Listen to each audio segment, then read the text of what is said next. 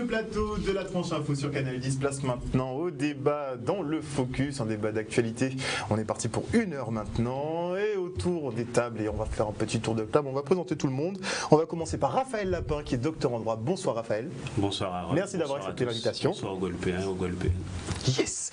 Sur la même table, nous avons Paco Iskandar, l'irréductible, qui a plusieurs activités militantes, on en parlera, mais notamment sur la Martinique, puisque tu veux mettre un petit focus dessus. Je suis un Martiniquais en exil en fait. Tu es Martiniquais en exil ? Exact. tu es poursuivi pour avoir bloqué des centres commerciaux. Actuellement là, oui, pour Martinique. Ah, on a un invité surprise. Est-ce que tu peux te présenter ? Charles Gluck. Il me semble t'avoir déjà reçu sur le plateau. Tout à Merci fait. également en tant que Moon Guadeloupe. De l'autre côté, nous avons David Huck et il est en compagnie cette fois-ci d'Anémone Musquet du collectif Nous Citoyens. Bonsoir à vous deux. Salut, bonsoir tout le monde. Et nous avons Jade de la Guadeloupe Alerte, c'est un Facebook militant citoyen et on te voit notamment beaucoup sur des procédures, je t'ai vu sur l'eau, sur le procès de l'eau, donc tu suis l'actualité aux huiles de coco. Je ne suis pas que la Guadeloupe Alerte, je suis une référente des Gilets jaunes de Guadeloupe et un collectif constituant Justice Guadeloupe. Quand même, c'est pas que la Guadeloupe Alerte. Le problème, c'est qu'on connaît plus la Guadeloupe Alerte en Guadeloupe que le collectif Gilets jaunes. On ne connaît pas surtout. Pas encore. Pas encore. Ah ouais, ce soir c'est réglé. Ce soir c'est réglé. C'est réglé. En tout cas, on va pencher sur une thématique assez prégnante, un peu dans la continuité de l'émission d'hier soir. Vous m'avez contacté pour pouvoir justement communiquer à propos d'une charte qui imposerait un certain nombre d'obligations aux élus. Et en cas de non-respect effectivement de cette charte, visiblement ils devraient accepter de démissionner ou de quitter leur fonction. Est-ce que vous pouvez nous en dire plus sur cette fameuse charte ? David, tu veux commencer parce que c'est toi qui as demandé à ce qu'on soit reçu, donc vas-y. Ouvre le débat. Voilà. Là, c'est une charte que nous avons établie. Donc dessus, il y a deux collectifs. Il y a le collectif constituant Justice pour Guadeloupe et le collectif Nous Citoyens. Donc c'est une charte, on s'est rendu compte que les politiciens, ils ont toujours de belles paroles pendant les élections, ils ont toujours de bons programmes et au final de compte, on se rend compte que le programme n'est pas respecté. Donc nous avons l'idée, en fait, les Gilets jaunes surtout ont eu l'idée de faire cette charte que nous avons arrangée pour qu'elle soit adaptée à la Guadeloupe, pour pouvoir justement surveiller nos très chers politiciens, nos très chers élus qui délivrent un petit peu beaucoup. Donc la charte, elle n'a rien de compliqué. Elle c'est sur une page. Seulement, on retrace déjà la déontologie des maires qui doivent déjà respecter et qui ne le font pas. Et dedans, nous avons rajouté quelque chose qui est très cher aux Gilets jaunes, qui est Le référendum consultation citoyenne, c'est-à-dire le RIC local. ce que les gens n'aiment pas trop ici non plus. Donc, est-ce qu'ils en ont beaucoup entendu parler ? Je ne sais pas. Ah, je pense que ça a été au cœur de l'information depuis plus d'1 an et demi quand même. Avec C'était les au cœur Gilets de jaunes. l'information nationale. Ah ouais, oui. Regardez en local, est-ce que vous avez entendu parler de Gilets jaunes dans les différentes éditions du midi, On n'a du pas été soir invité. Il me n'a semble pas qu'on été n'en a invité. quasiment jamais parlé. Alors, je vais quand même préciser, je suis pas. On travaille en convergence, comme je travaille avec une Guadeloupe, on fait une convergence pour faire les trucs. Et notre envie, nous, c'est d'avoir chacun amène son idée, une idée complète, une autre, et on travaille ensemble pour que les choses avancent. Je pense qu'on est tous d'accord autour de cette table, on a marre de tout ce qui se passe en Guadeloupe. Je suis désolé, nos élus, on a marre de vous. Voilà, nous en avons marre de vous, parce que vous ne travaillez pas pour la Guadeloupe, vous travaillez que pour vous. Et justement, on est en train de mettre en place tous ces petits trucs qu'on fait, pour, entre guillemets, pour pouvoir les surveiller, puisqu'il faut les surveiller. Faut-il mettre les élus sous surveillance, Raphaël ? C'est une excellente question. Je connais pas le contenu de la charte à ce stade. Je trouve que c'est une belle initiative que de proposer aux élus quelque part un contrat de confiance avec la population. Il y a deux temps. Il y a ce que je pense au plus profond de moi. Je crois effectivement que les élus doivent s'engager auprès de la population et qu'un engagement c'est une parole et une parole doit être respectée. Après, sur le plan plus technique, il faudrait voir comment est-ce qu'elle est mise en œuvre, cette charte. D'accord, on en parlera. Bien sûr, mais je suis preneur justement de de la discussion. Comment est-ce qu'elle peut être mise en œuvre? Parce qu'il y a un cadre dans lequel elle s'inscrit. Constitutionnellement, on est encore dans un système qui méconnaît le mandat impératif, puisque l'enjeu c'est ça. L'enjeu c'est d'avoir des obligations de résultat, en fait. Une fois qu'un élu prend un engagement, il faut que cet élu-là, après, puisse parler sur facture. Et donc, comment est-ce qu'on fait pour faire évoluer ce cadre-là, sortir du mandat représentatif et aller vers le mandat impératif? Parce que je pense qu'il aurait été intéressant, effectivement, de savoir comment est-ce quelle proposition vous faites pour aller vers ce mandat impératif. La question est posée. Quelles sont les propositions? Alors, on a un premier chapitre qui est déjà, on lui demande d'exercer ses fonctions avec rigueur et intégrité, avec ne pas utiliser ses fonctions pour favoriser ses propres intérêts, prévenir ou faire cesser immédiatement tout conflit d'intérêts, s'abstenir d'utiliser les ressources et les moyens mis à sa disposition durant l'exercice de son mandat ou de ses fonctions, et à respecter la réglementation budgétaire aussi de sa commune, gage d'une bonne gestion. Voilà. La deuxième, justement, nous demandons, et c'est ce qui est prévu dans la Constitution, à partir de 2 ans, on peut demander, un citoyen dans sa commune peut demander un référendum, une consultation citoyenne, s'il obtient 20% d'une pétition. Attention, d'une pétition. Donc, c'est prévu. On ne l'a jamais fait, hein, ni en France hexagonale, ni en Guadeloupe, outre-mer. Personne, aucun maire n'a proposé cette chose-là. Il existe une commune, hein, Saillant, en France hexagonale, où eux, ils pratiquent le référendum sans arrêt, tout le temps. Une très belle commune, dans la Drôme. Donc là, cette charte, elle propose justement que ces 20%, on estime que c'est trop. C'est beaucoup, 20%, hein, pour une pétition pour nous, la Guadeloupe. Le nombre d'inscrits sur la liste électorale. De la commune. Voilà. De la commune. Ok. Donc, ce qui fait que là, cette charte propose, si le candidat est élu, qu'au bout de 2 ans, il s'engage à une consultation citoyenne. Alors, je rebondis sur ce que vous avez dit tout à l'heure, ce n'est pas pour le révoquer. On n'a pas le droit, ça n'existe pas. Voilà. C'est pas du tout ça. On peut intervenir, nous, par contre. Non, c'est notre méthode. non, mais on peut vous aider. Ah oui, on compte bien sur Moon Guadeloupe pour les coups de poing, de toute façon. C'est clair. Les actions coup de poing, ce n'est pas notre rôle. Je trouve qu'ils font très bien leur travail. C'est très important pour la Guadeloupe. Moi, je légitime ce genre de choses parce que c'est normal.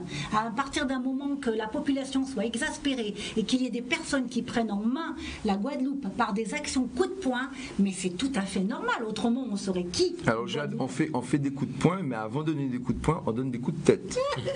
On donne des coups de tête. Et visiblement, avec ce contrat de confiance, les coups de poing seraient peut-être limités.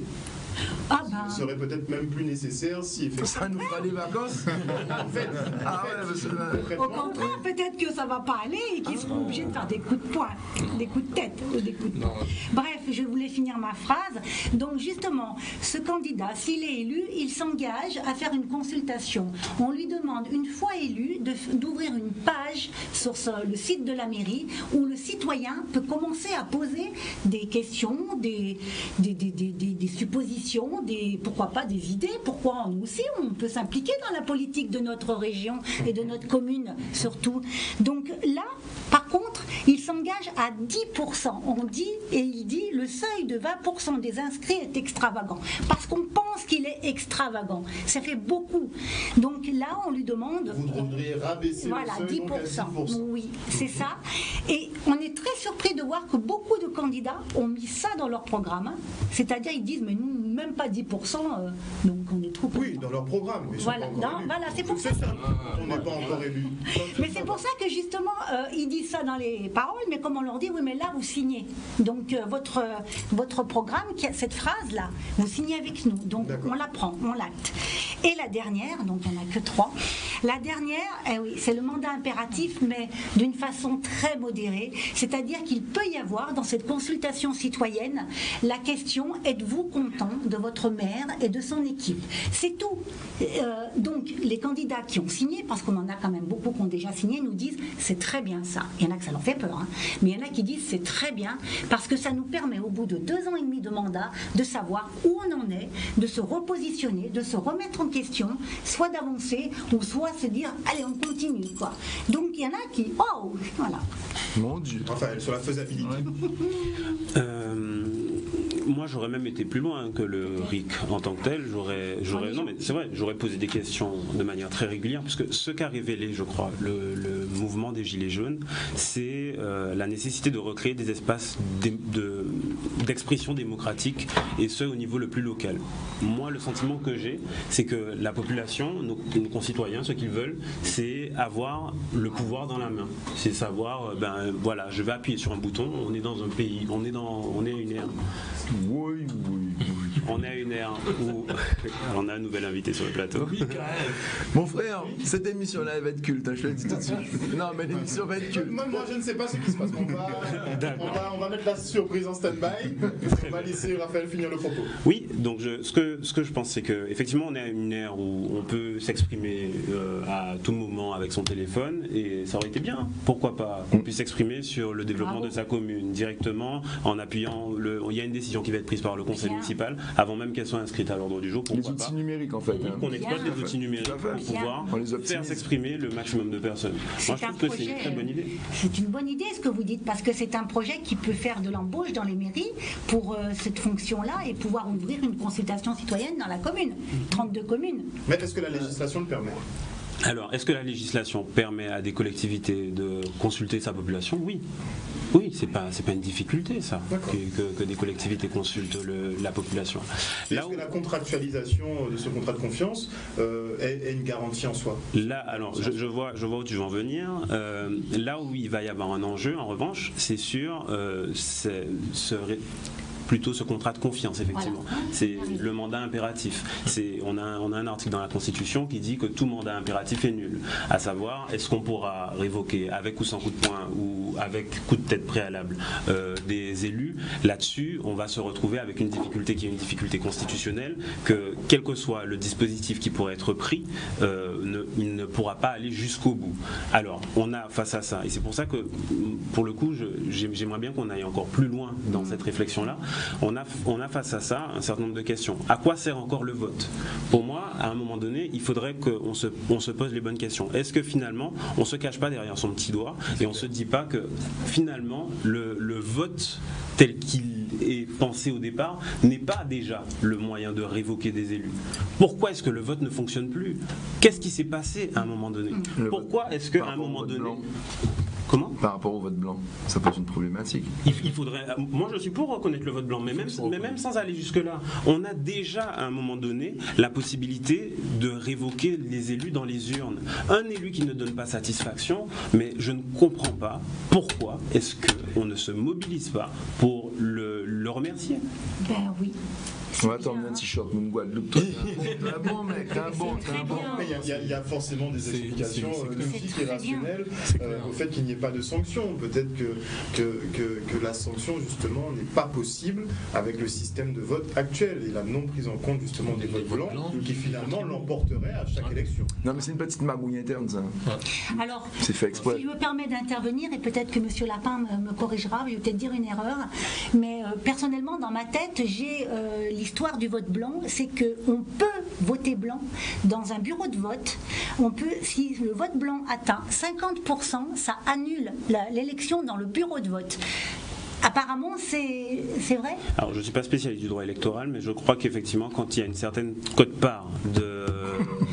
voilà, il y a Google qui Google est mon ami. Qui pourra le répondre plus rapidement. Je fais partie du vote blanc, étant moi aussi, je préfère voter que ne pas voter. Donc, on m'avait expliqué ça, et vous imaginez qu'aux élections, par exemple, présidentielles, ou même régionales, pourquoi pas, en Guadeloupe, si tout le monde se mettait à voter blanc, si on obtient 50% de vote blanc, ça annule l'élection. Mais c'est là-dessus peut-être que moi j'aurais des questions. Je m'interroge. Donc on a eu, pour moi, la dernière élection présidentielle était l'exemple type. On a eu, je crois, 12 candidats à l'élection présidentielle. Oui. Il y a eu 12 candidats à l'élection présidentielle. Avec des candidats qui allaient de l'extrême gauche à l'extrême droite, et je pense même des candidats qui faisaient un 360 degrés tellement ils n'avaient rien à voir avec le panel des idées politiques. Et là où je ne comprends pas, c'est que si il y avait des idées qui ne correspondaient pas à ce qu'on estime, parce que j'imagine quand même que les Gilets jaunes, et quels que soient les mouvements, s'inscrivent dans une démarche qui est respectueuse du principe démocratique. S'il y avait des candidats qui ne correspondaient pas à cet idéal démocratique tel qu'on le pense, pourquoi est-ce que ce ne sont pas les autres candidats qui sont passés? C'est vraiment une question. On appelle ça les petits candidats. C'est vrai qu'on a des petits candidats qui étaient intéressants, mais la machine, elle est grosse. Derrière ces gros Donc, candidats. est-ce qu'on peut faire fléchir la machine? Là, elle est là, oui. Moi, je dis oui, mais nous, tous. Tout le monde ensemble. Je voudrais intervenir sur cette machine, parce Allez. que je pense que vous êtes encore dans une poésie idéologique. Je tiens à assurer que l'informatique, les technologies financières ont quand même écrasé 98% de la population mondiale, une oligarchie qui concentre plus de 90% des richesses minières, financières de la planète. Donc en utilisant peut-être la technologie, en disant que le 2.0 avec l'intelligence artificielle pourra être de l'autre côté, je pense que c'est une vulgaire poésie, parce qu'actuellement les spécialistes du terrain social de notre niveau ne maîtrisent pas le langage informatique et la programmation. Donc soit nous faisons une relative harmonie à notre niveau, c'est-à-dire que nous nous entendons, nous nous rencontrons, c'est bien les dynamiques citoyennes, de pouvoir se dire tiens, on reprend la communication de notre côté, on dit que les médias normaux, les médias commerciaux qui prennent une grande place sur les ondes et les fréquences, eh bien, on les met de côté, on récupère par rapport à un Facebook, par rapport à un WhatsApp, on transmet une information directe sans filtre et sans interprétation. Ça peut être pas mal vers l'ouverture d'une forme de liberté. Ceci dit, ce que je constate par rapport à l'émergence d'une dynamique qu'a fait démarrer certains gars et qui se représentent derrière Moule Guadeloupe, après c'est juste une rencontre citoyenne.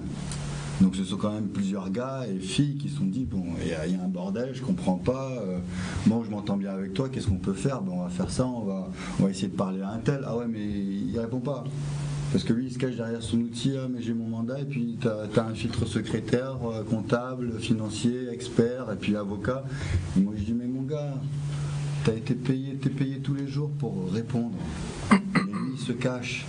Et quand il se cache, il est légitimement protégé par une machine qu'on dit une grosse machine. Mais cette grosse machine, c'est pas avec des... En fait, je permets de dire que c'est pas avec une espèce de langage qu'on nous a éduqués à l'école qu'on attrapera et qu'on la reprendra en main.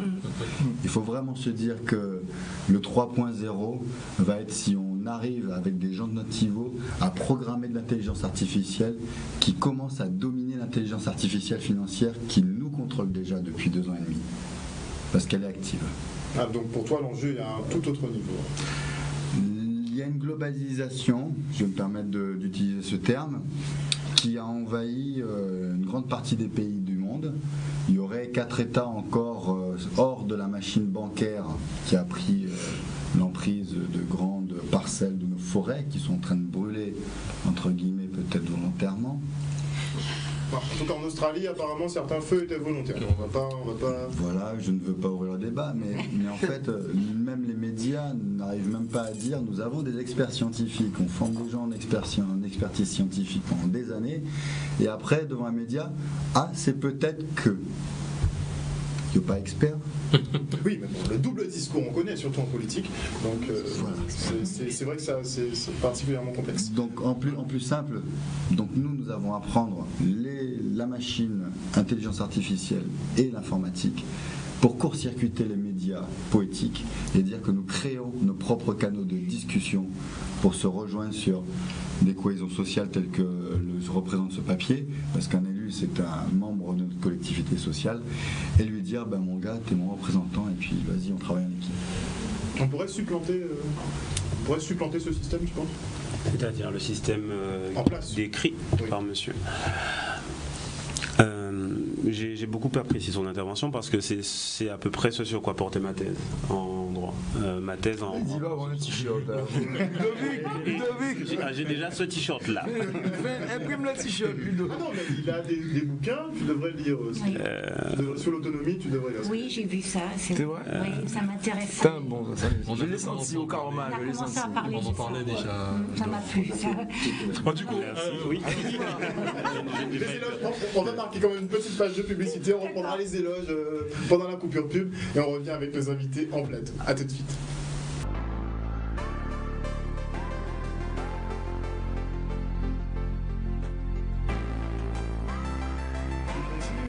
Pendant des décennies.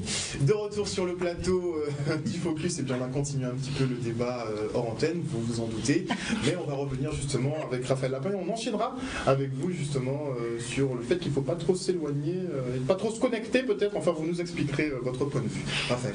Oui, en fait, effectivement, tout à l'heure, tu parlais de cette globalisation qui a tout emporté, finalement, des droits et du respect de l'environnement.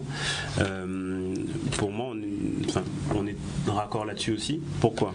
Parce que, comme je disais, c'est là-dessus qu'a porté ma thèse. Ma thèse a porté sur quoi? Sur ces multinationales qui, au fur et à mesure qu'elles se gavent de pouvoir économique, viennent à supplanter les États et viennent quelque part à supplanter aussi le rôle des pouvoirs publics dans la protection de l'intérêt général et dans la protection des droits humains, dans la protection de l'environnement. Et tout l'enjeu de mon travail, c'était de recréer des dispositifs qui encadraient ce pouvoir économique-là et permettaient de protéger les droits humains pour éviter qu'on se retrouve avec des droits de l'homme violés par des entreprises françaises à l'étranger ou alors Et des élus guadeloupéens. ou alors l'environnement totalement ravagé. Et donc c'est pour ça que quelque part sur la philosophie on se retrouve, et tout en sortant aussi de la poésie parce que ça a des traductions très concrètes. Et puis on a continué effectivement le débat hors antenne sur à savoir est-ce qu'il faut aller vers le tout numérique? Je ne pense pas. Et là-dessus aussi je pense qu'on va être d'accord. À mon avis, l'espace d'expression démocratique, oui, il faut utiliser les nouveaux outils parce que de fait ça fonctionne et on a une génération de Guadeloupéens et de Guadeloupéennes qui passent par les réseaux sociaux et qui méconnaissent presque à un moment donné le contact humain et chaleureux. Donc il faut toucher cette population-là. Mais il faut aussi toucher une population qui reste éloignée du numérique et là il faut aller directement au contact. Et je crois que vous savez faire bien le contact à ma droite. Bien aller au contact. Du coup, je vais revenir sur la question, une obligation De résultats, donc, résultats. pour nos élus. Je ne vois pas pourquoi la question se pose aujourd'hui, parce que normalement, quand nous allons aux urnes, quand nous votons pour un programme sur lequel les élus nous promettent justement des résultats, de faire certaines choses, de faire certaines réformes, de changer les choses, peu importe.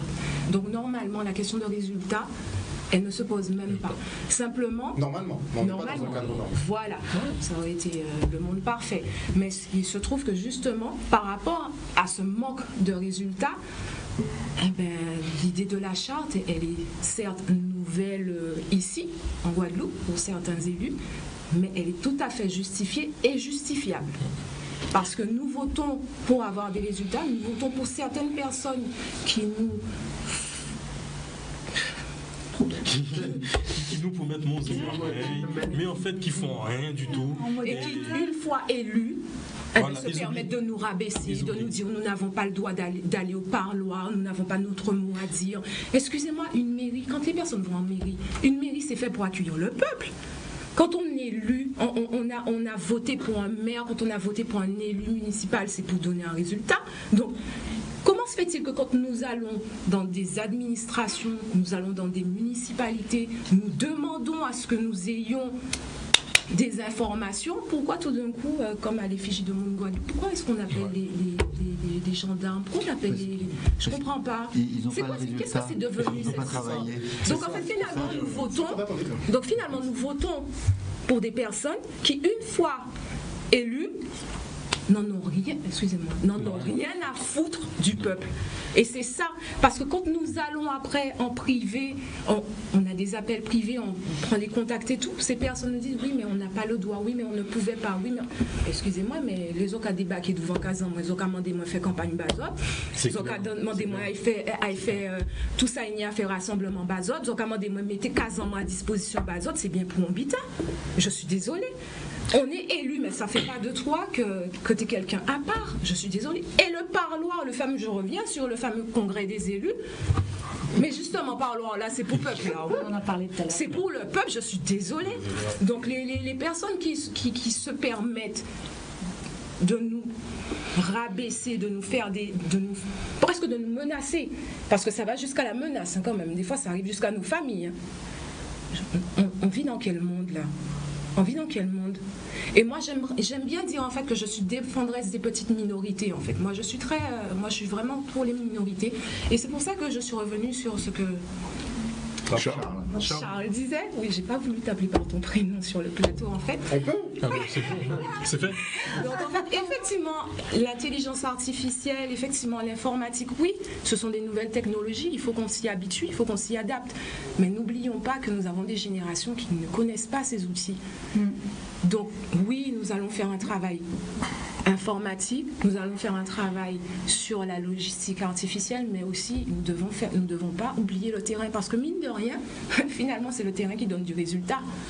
Mon Guadeloupe c'est le terrain. C'est le terrain qui donne du résultat. Finalement, nous avons constaté que nous ne pouvons pas avoir un résultat en vitesse si nous ne pas bloquer ou si nous ne pas forcer les autres. Ou si maintenant c'est la mode. Maintenant, pour avoir des résultats, il faut filmer l'élu, il faut filmer les administrations pour montrer ce qu'ils font. Mais c'est la force des réseaux sociaux. Mais elle est très bien cette charte, c'est une très bonne initiative. Elle est très bien, elle est justifiée et elle est justifiable. Parce qu'en tant que votant, j'estime qu'avoir un regard sur ce que l'on fait, c'est tout à fait. Je vais rebondir sur la charte quand même, parce que bon, c'est très intéressant parce qu'on discute avec des candidats et on apprend. Ils parlent et des fois ils oublient ce qu'ils disent et en fait on apprend à les cerner. Et la charte, ce qui est intéressant dedans, c'est que il y a beaucoup de candidats qui nous disent mais ça c'est déjà dans notre programme, on a prévu, donc pourquoi la signer? Alors moi je vous réponds pourquoi, parce que ceux qui étaient avant vous avaient aussi un programme et qu'ils n'ont pas fouté en merde. Et cette charte là, elle est là justement, désolé du terme, entre guillemets, c'est pour vous surveiller, parce que vous êtes des enfants, Macron l'a dit, personne n'a bougé. Donc on est là pour vous surveiller, voir ce que vous faites et nous, à un moment donné, dire que nous citoyens, les gars, on n'est pas d'accord. Il y a un budget à respecter pour certaines choses. À Gobert, par exemple, ils ont rénové des ruines, 700 000 €. Et je crois qu'il y avait d'autres choses à faire à Gobert avec 700 000 €. Et je pense que la population même, ils ne savent même pas pourquoi ça a été fait. Et c'est à ce moment-là, c'est là où c'est intéressant, où on fait rentrer le RIC, le référendum, on demande à la population, est-ce que, non, ça ne nous intéresse pas, on préférerait ça. Ok. Après le maire, il prend pas. Mais au moins, le jour où on va avoir tous les résultats, on va aller dire, mais tu sais, ce jour-là, tu as fait ça, ils t'ont dit non, tu as fait, bim, la sanction tombe. Mon Dieu Seigneur. La sanction tombe. Ah oui, et vous allez intervenir après. Ah ben ouais, mais tu vois, là je suis en train de visualiser, parce que là, nous tu as compris le Big Mac. Je vois déjà lui le Big Fair. La question légitime, c'est tu vas donner du travail, frère. La question légitime qu'il faudrait se poser, c'est pourquoi ne pas la signer, cette charte? Pourquoi ne pas la signer? Moi, puisque si elle fait partie du programme. Je trouve la charte, elle est très bien, elle est honorable, il n'y a pas de problème, on demande l'obligation de résultat. Mais encore une fois, moi je parle de l'application. Ce qui m'intéresse en fait, c'est l'application. Si c'est applicable. Mon inquiétude, c'est que l'intention est belle et comme je vous disais, le contrat de confiance, je trouve que c'est une belle idée. Sauf que, quid de la mise en œuvre? Comment est-ce qu'on fait pour dire aux élus, dans 2 ans et demi, on vous révoque si jamais vous... c'est pas parler de révocation. C'est ça. En fait, on est dans le régime, en fait. La population verra. Non, mais on est dans le régime. En fait, ma question très J'ai en train de rigoler. très précisément. Non, mais peut-être qu'on va dormir. Non, mais c'est pas ça. Non, mais c'est pas ça. C'est que, en fait, finalement, on se retrouve face aux limites limites aussi que rencontre le texte de la loi, parce qu'il y a de nombreux éléments qui sont dans votre charte qui se retrouvent dans la loi, à savoir tu ne voleras point, tu vas gérer en bon père de famille, si jamais on peut encore utiliser cette expression, et en fait quand tu ne respectes pas, dans le policier d'ailleurs, je sais pas. Non, mais a priori, si tu ne respectes pas et que tu fais du détournement de fonds publics, on va avoir un procureur de la République qui va te taper sur les doigts et qui va t'emmener en garde à vue ou qui va t'emmener devant un juge d'instruction. Non mais ce que je veux dire par là, c'est que en fait, et là-dessus,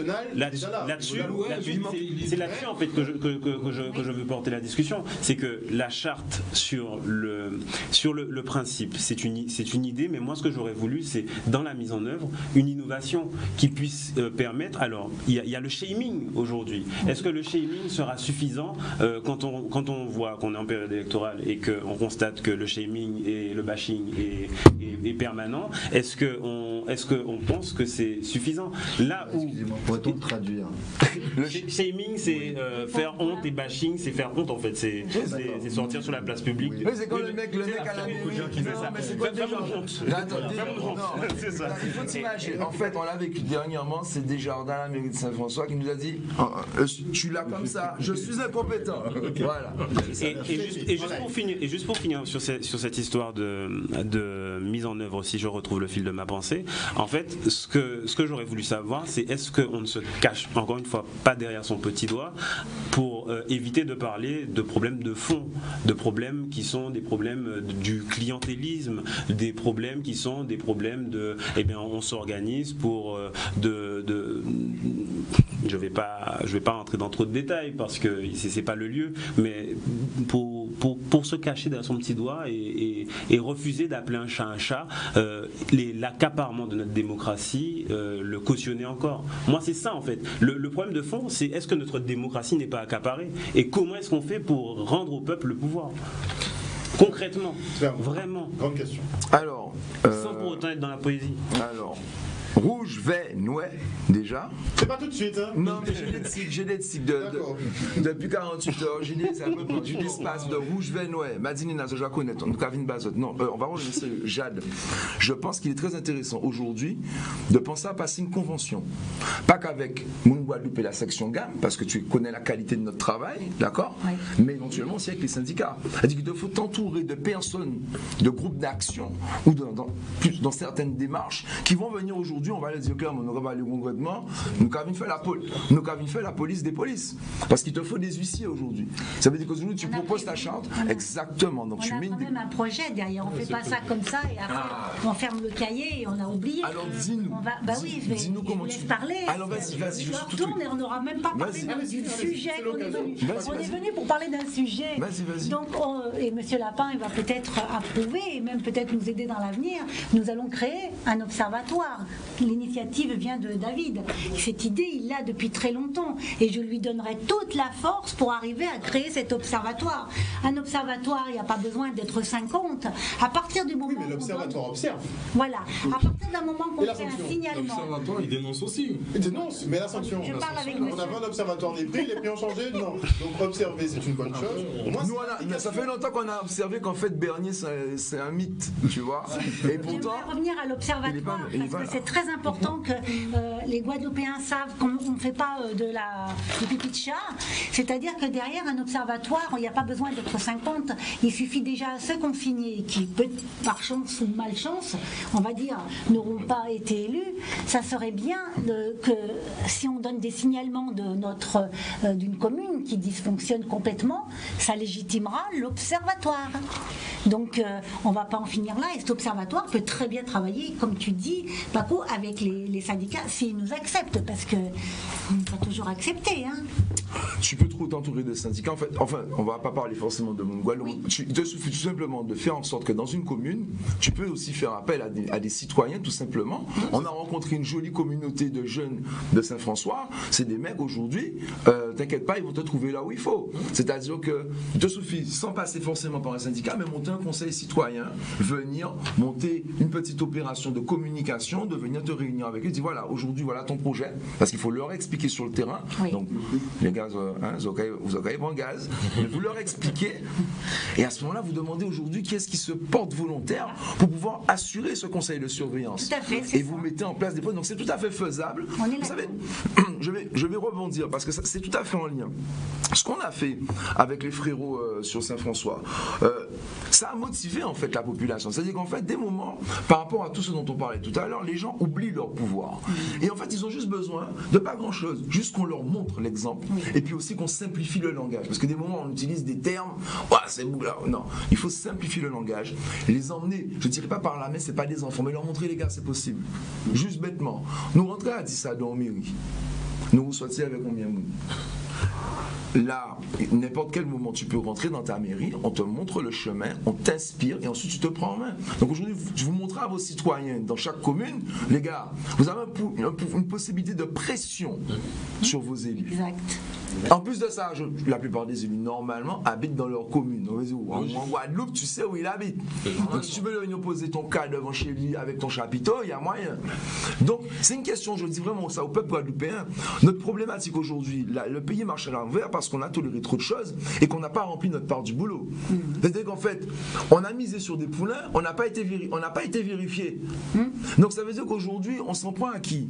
Mais les mecs, ils ont raison. Tu peux pas en vouloir un loup de manger les moutons si la ferme, elle est au grand ouvert, c'est la fête du slip. C'est faute en nous avant tout. Et c'est pour ça qu'on vient pour fermer cette porte. Voilà. Tout à fait. Parce que n'oublions pas, tu as dit quelque chose tout à l'heure concernant la faisabilité de la signature de la charte, mais aussi par rapport à la sanction. Je vais juste répondre quelque chose, parce que nous en discutions sur le chemin. Les élus semblent oublier que les générations actuelles ne sont pas les générations d'avant. Les générations actuelles n'ont pas la patience des générations anciennes. Les choses changent, les choses bougent et ils n'auront pas la même patience et les jeunes sont de plus en plus perspicaces et très avancés sur ce qui se passe. Et le problème des jeunes, c'est qu'ils ne sont pas comme nous. Enfin, je me considère comme jeune. Je dirais qu'ils ne sont pas comme les anciens, à se laisser soumettre et accepter tout et n'importe quoi. Rouge, vert, ouais. Quand Paco dit tout à l'heure qu'effectivement, on a laissé trop faire, je dirais plus les générations d'avant, nos grands-parents, oui, c'est clair. On a une responsabilité. Mais nous devons justement changer la donne et je voudrais renverser la rebondir aussi sur les sanctions. Alors, une sanction, elle n'est pas forcément que juridique. Il y a la sanction de la population aussi. Donc quand on parle, est-ce que ça va être sanctionnable? Moi, demain, je vais à ta mairie, je te dis, gros, t'as pas respecté le truc. On met ça en direct, tout le monde voit ça. Je pense que les prochaines municipales, mon gars, tu vas la sentir la sanction. Oui, mais on n'a pas le temps d'attendre ça. Non, ou alors, c'est écrit, j'ai conscience que l'équipe municipale sera peut-être amenée à se représenter devant les électeurs. Donc il y a une sanction. La sanction, c'est pas que juridique. Donc dans les urnes, comme ce que disait Raphaël tout à l'heure. Ça peut être les urnes, ça peut être la population. Demain, au cas fouté, bordel, nous pas contents, nous pas venir devant mairie, nous pas dire, comment sortir là. Non, moi j'ai un problème de temporalité dans votre sanction. D'accord, la problématique elle est très simple. Aujourd'hui nous avons des élus, c'est des élus fantômes, l'argent là qu'à tomber, ils sont malades, mais même ils sont pas malades, quand ils sont pas malades, quelle sanction tu leur donnes? T'attends le point prochain? C'est un salaire. Non, mais c'est écrit justement, il faut qu'ils demandent à la population.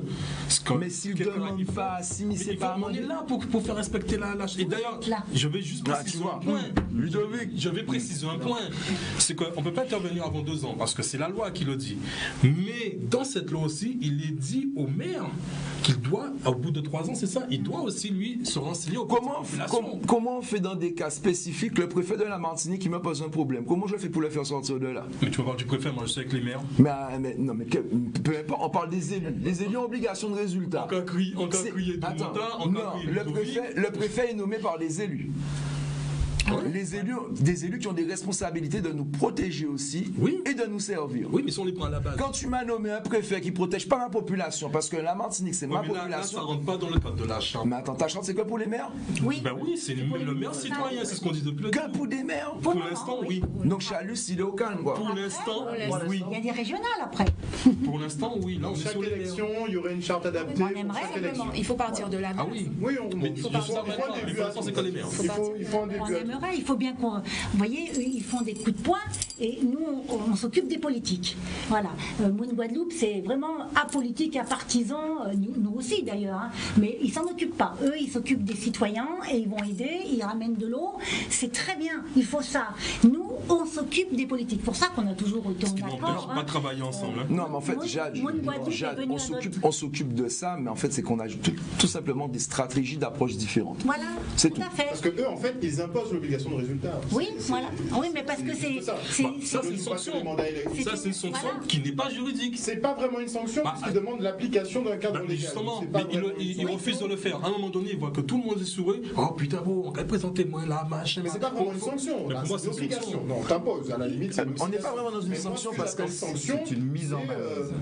Révocation. Il faut être clair là-dessus. En fait, ça a été élaboré par Ludovic Tolassi. Ça s'appelle ce qu'il fallait démontrer. Montrer ton incompétence, ton inefficacité, te prendre ta tête, le mettre dans le caca et te faire honte, shaming, et après, éventuellement, organiser des festivités dans ta commune. Voilà. Monsieur Lapin. C'est pas une sanction juridique, mais pour le maire ou celui qui fasse pour lui, c'est une sanction. Parce qu'il se dit que si je ne le fais pas, tout va bien. J'écoute. Donc instaurer une sorte de pression qui pourrait nous emmener à une obligation de résultat. On est obligé. On ne serait peut-être pas obligé si on avait déjà. Moi, je compte sur le fait que. On va, avant d'en venir, puisqu'on va te faire un petit créneau rapidement pour le message pour la Martinique, mais j'aimerais quand même que Raphaël, qui est quand même jeune docteur en droit, conseille les élus pour les prochaines élections. Qu'est-ce que tu leur conseilles clairement, parce que ça sent le roussi un peu pour tout le monde quand même. Évitez Tolassi. Voilà, ça sera le premier conseil. Et éviter son master aussi. Ah oui, non, mais il y a. Un conseil aux élus, non. Enfin, moi, j'ai pas de conseil à donner globalement aux élus. Je pense que, contrairement peut-être, c'est là où j'avais détonné avec mes interlocuteurs, je suis pas forcément pour le élu bashing. Je pense qu'il y a des élus qui sont à la tâche, qui sont au travail du matin au soir, et des élus qui, malheureusement, sont défaillants. Et ces élus qui Dis-moi les numéros de téléphone.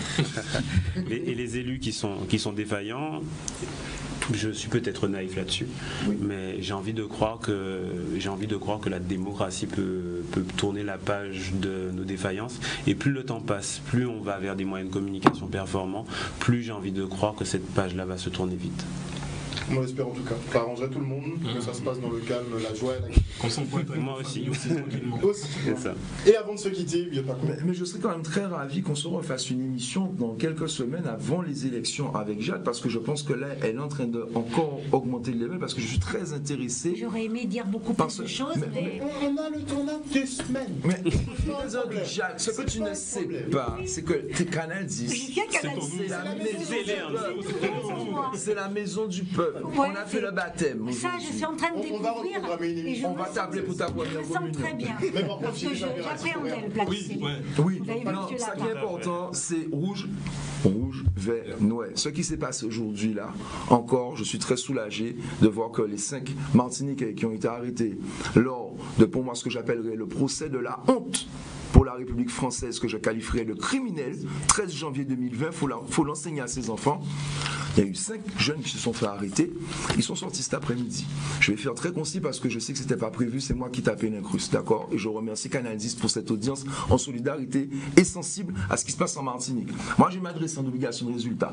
Pendant que vous êtes sur le terrain, vous avez mon numéro de téléphone. Et là, c'est pas mon Guadeloupe. Oui, c'est pas. C'est la communauté des irréductibles, l'irréductible, et vous savez qu'il y a des irréductibles autour de vous. Quand vous passez, vous dites à tous les élus, surtout quand vous voyez marqué La République en marche, qu'est-ce qui se passe? C'est comment? C'est quand les excuses de la République? Parce que là, actuellement, moi je vous dis clairement que les gens témoignent, les gens ont mon Facebook.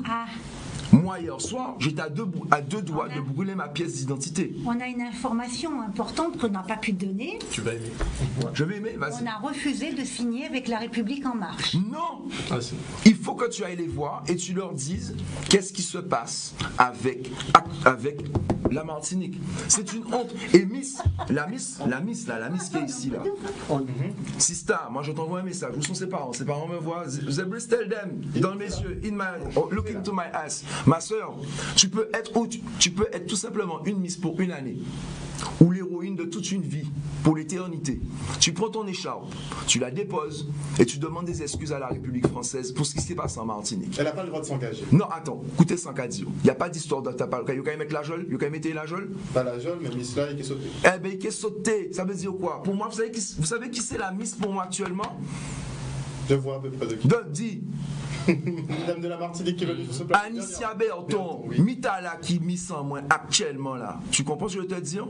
Zafa Paradé, parce que tu crois quoi? Elle va pas s'engager quand elle va aller représenter la France dans des œuvres de charité, dans des milieux pour le tiers-monde et patati patata. Moi actuellement, ce que je sais, c'est qu'on a une sista, elle vient de chez nous. Ok, ça a été une bouche, qu'est-ce qui s'est passé en Martinique? On n'entend rien. Les élus d'ici, pas moins pas mouiller. On a vu les blessés. Je suis désolé, parce que ce qui se passe en Martinique, ils peuvent faire la même chose en Guadeloupe. Moi, je dis clairement qu'aujourd'hui, vous avez un problème avec moi. C'est pas Tolassi, c'est pas mon Guadeloupe. Peut-être qu'il y a des copains, des fois, c'est Bougla nous qui a fonctionné, nous, nous tellement aimé nous. Maintenant, c'est pas quoi scandale qui a dit ça. Les RG, je connais. Ils ont un problème avec moi. En Kevin, toute la République en marche, ils ont un problème avec moi. Tous les candidats, vous allez me voir avant d'arriver aux élections municipales. Moi, je veux savoir à quel moment nos députés, les servants et compagnie, ok, les servants et compagnie ont besoin, non, pas servants qui l'ont, parce que sinon ça t'est parti en couille. Mais ni des mouns là, se connaître, les servants et compagnie ont besoin qu'elles soient montées au créneau à l'Assemblée nationale. C'est une honte. Et que tu lui diras, je veux des excuses de la République française pour ce qui s'est passé en Martinique. Et que la personne qui a appuyé sur le bouton, qui a fait signer le papier, qu'il dégage de la Martinique. On ne peut pas tolérer ce genre de choses. C'est une boucherie. Tout le monde a vu en live, justement, les outils de communication. Tout le monde que les gens sont en train de chanter. Et on te dit encore, chou et moi, zan 7 pas qu'à mort. Les mecs sont en train de chanter, on est en train de les gazer. Et c'est pas un accident. Ça a duré toute l'après-midi. Comment on peut tolérer ça? Alors voilà ce que j'avais à dire. Je vous remercie. C'est la dernière fois que je fais le plateau. Rouge, Vénois. Et je vois, on met un petit cœur là. Je suis désolé, j'ai pas trouvé. Tellement les gens de la Martinique, il n'y avait plus de drapeau de la Martinique. Mais en tout cas, dans ce petit cœur-là, il est fermé. Je n'ai pas de place pour les gens qui n'aiment pas ma communauté. Je n'ai pas de place pour les gens qui n'aiment pas ma communauté. Guadeloupe, Martinique, Guyane, La Réunion, Mayotte, GMG. Sans rien à dire, on seule nation. Et pour rebondir sur ça, on envoie un message de rétablissement à Rodi Rod, justement, qui s'est pris un tir de flashball dans le visage. En plein visage. Ouais, c'était pas joli à voir. Juin 2020, en Martinique, je ne veux pas voir le même prix en Martinique. C'était compliqué.